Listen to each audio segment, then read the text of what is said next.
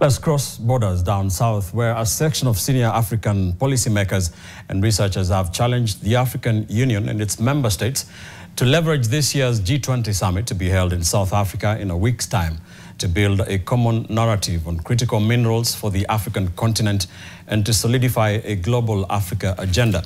This, they say, will seek to ensure the continent leverages its mineral endowments for economic development and prosperity. According to research, Africa holds 30% of global mineral reserves and 70% of the world's cobalt, but captures less than 5% of the value chain, which the stakeholders say needs to be addressed urgently. NTV's Duncan Haimba was at the high-level dialogue meeting dubbed Turning Mineral Wealth into Negotiating Power in Johannesburg, South Africa, and now reports. You think about regional collaboration, you think about regional economy. The high-level dialogue on the sidelines of the G20 summit for 2025 here in South Africa brought together senior African policymakers, international organizations, researchers, and civil societies. But why does this dialogue matter at this particular juncture?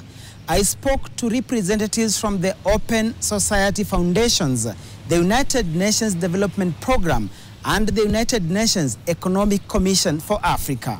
First, Africa has to decide what it means by value addition.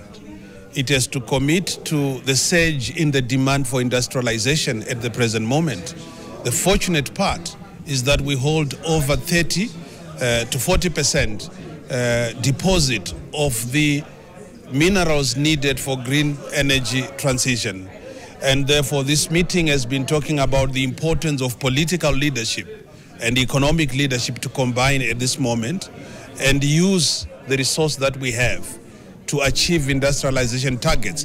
But the meeting also warned against individualistic approaches to industrialization. Industrial value chains have to be regional, have to be continental, and have to be global. So we must take advantage of the tools available to Africa, including that of trade integration, the regional economic box, as well as the capacity of research and think tank groups to work with governments and achieve our industrialization targets. About Africa's grand bargain for the 21st century, how do we create jobs for the millions of young Africans who are getting on the job market every year? How do we create a healthier environment for the 1.2 billion Africans out here? How do we create wealth for the Africans that are on this continent? Work, wealth, health. Those are the three issues that we need to address. What we're talking about, you need scale, you need agency, you need skills, you need infrastructure. The Lobito Corridor is one. But again, the narrative should be us. We now have a strategy. We shouldn't go with the strategy of others because they're here to secure the minerals for themselves. But we have to make sure that it is about value addition, and skills, technology transfer, and deliberate policies. Now, South Africa is the only country member in the G20 for the African continent, making it the lone voice in the wilderness. The question is, will its voice be loud enough, and will it be heard insofar as Africa's position is concerned?